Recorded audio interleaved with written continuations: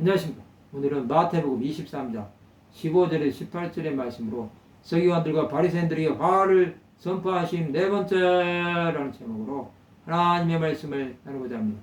본 말씀은 와 있을진저 외식하는 서기관들과 바리새인들이여 너희는 교인한 사람을 얻기 위하여 바다와 육지를 두루다니다가 생기면 너희보다 배나 더 지옥 자식이 되게 하는도다.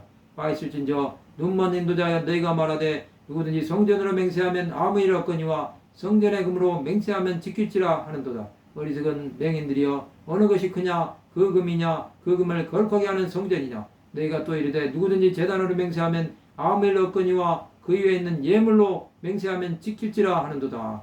예수께서는 서기관들과 바리새인들의 위선을 책망하셨습니다. 그들은 교회 난 사람을 얻기 위하여 최선을 다합니다. 그러나 생기면 배나 더 악한 자로 만들어버립니다. 그들은 사람의 영혼을 생각하지 않는 사꾼 같은 자들입니다.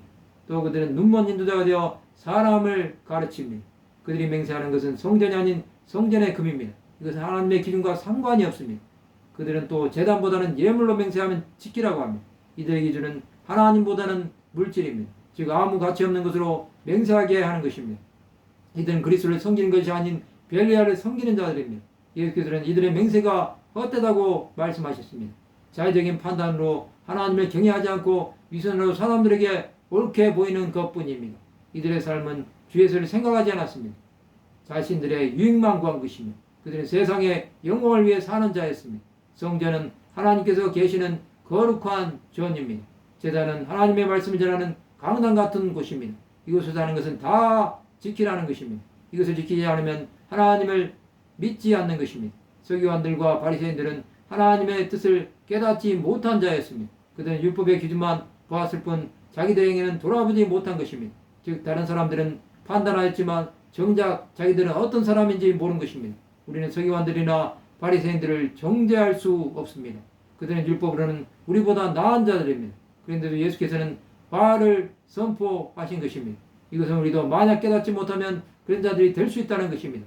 하나님 앞에 나가는 자는 전능하신 하나님을 바라보아야 합니다. 자기의 생각에만 빠져있다고 한다면 하나님이 보이지 않을 것입니다. 그런데도 우리는 주에서 앞으로 나가야 합니다.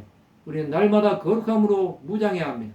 예수가 없는 인생은 죄가 찾아옵니다. 그러나 예수로 충만한 사람은 하나님과 동행하는 것입니다. 우리는 예수께서 주시는 은혜로 살아야 합니다.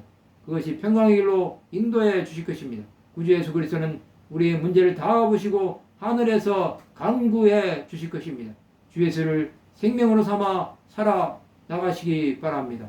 말씀을 마치고자 합니다. 하나님께서 말씀하신 뜻을 깨달아 나가는 하나님의 백성들이 되시기를 주님의 이름으로 축원합니다.